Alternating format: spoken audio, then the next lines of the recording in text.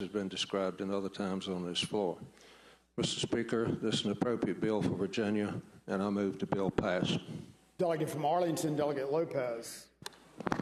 Thank you, Mr. Speaker. Speaking to the bill. Delegate has the floor. Thank you, Mr. Speaker. Here we go again. Here we go again. Yeah, this bill ignores the complicated nature of federal immigration law and requires locality to choose between complying with an ICE detainer or unlawfully detaining someone past their release days. We humbly disagree on 287G agreements that are voluntary currently. This bill, we believe, would make them mandatory. This bill makes our communities less safe by undermining the community policing efforts that we pride ourselves on and work so hard to build. This bill, for so many communities with large immigrant and new American populations, makes it harder to support community policing efforts that build trust between police and the community.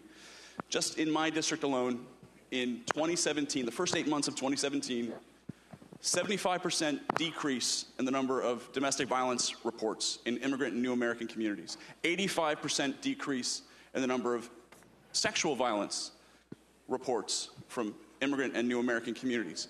Are these things not happening? No, of course they're happening, but people are too scared to report them to the local police because they might get caught up in the ICE detention process. The combination of the Dillon Rule and existing state mandates make the existence of sanctuary localities, which we keep hearing about from the other side of the aisle, a legal impossibility in the Commonwealth. The burden of the federal enforcement agency should not be placed on local jurisdictions. Forcing localities to act as a substitute for federal agents places additional and undue demands on resources, taking time and resources away from police and should be spent on public safety and enforcement. Also, ICE usually does not reimburse localities for holding individuals past when they otherwise would be released.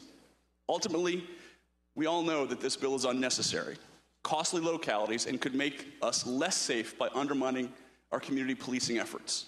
Let's be clear. Let's be very clear.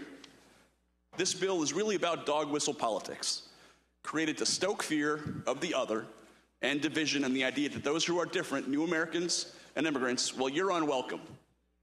This kind of legislation doesn't create one job or educate one child or help a family in any way. It will drain money from our localities and send the worst kind of message about Virginia. Please vote no. Delegate from Virginia Beach, Delegate Yaris. Mr. Speaker, speak to the bill. Delegate has the floor. I've not spoken up on much legislation, but I felt the compelled need to speak.